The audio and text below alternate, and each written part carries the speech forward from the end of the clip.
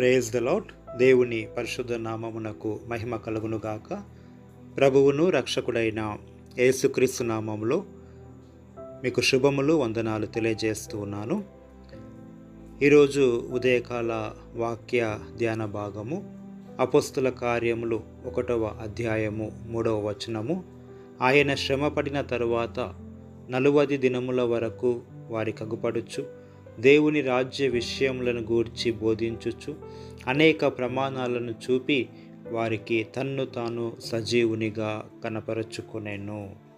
చదవబడిన లేఖన భాగములో ప్రభువైన యేసుక్రీస్తు పునరుత్థానము చెందిన తరువాత, అనగా ప్రభువైన యేసుక్రీస్తు ఆయన శిలువ శ్రమలు పొందుకొని మరణించి సమాధి చేయబడి తిరిగి లేపబడిన తరువాత పరలోకానికి వెళ్ళే వరకు ఉన్నటువంటి కాలాన్ని ఈ యొక్క వాక్యంలో మనకు తెలియజేయబడుతూ ఉన్నది.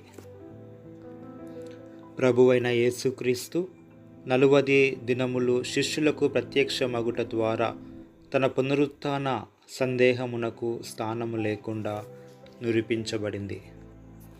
యేసు పునరుత్థానము చెంది 40 దినముల పాటు శిష్యులకు కనబడి వారిని బలపరిచి విశ్వాసములో స్థిరపరిచాడు.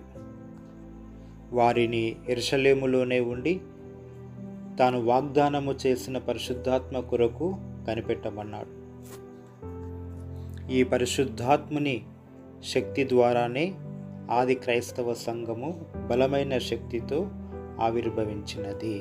ఈ కొన్ని మాటలను దేవుడు మన వినికిడిలో దీవించి ఆశీర్వదించును కాక.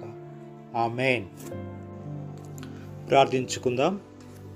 మహోన్నతుడా, గొప్ప దేవుడా, నిత్యము నాయన వేల దూతలతో పరిశుద్ధుడు పరిశుద్ధుడు పరిశుద్ధుడుగా పొగడబడుచున్న మా దేవ, మీకు వేలాది వందనాలు, స్తోత్రాలు తెలియజేస్తూ ఉన్నాము తండ్రి.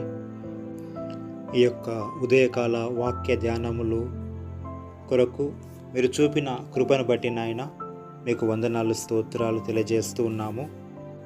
ఆనాడు తండ్రి ప్రభువ, శిష్యులు ఒంటరిగా ఉండకుండా తండ్రి మీ యొక్క పరిశుద్ధాత్మను తండ్రి వారికి తోడుగా ఉంచారు తండ్రి.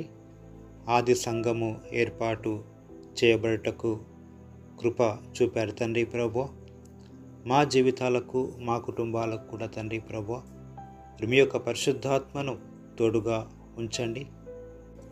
బయటికి వెళ్ళినప్పుడు, లోపలికి వచ్చినప్పుడు, అన్ని సమయాలలో, అన్ని పరిస్థితులలో, అన్ని సందర్భాలలో తండ్రి నాయన మీ యొక్క పరిశుద్ధాత్మను మాకు తోడుగా ఉంచండి.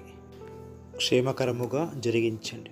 సమస్త మహిమ, ఘనత, ప్రభావాలు మీకు ఆరోపిస్తూ మా ప్రభువును ప్రియ కుమారుడైన యేసుక్రీస్తు నామములో ప్రార్థన చేయుచున్నాము తండ్రి. ఆమేన్.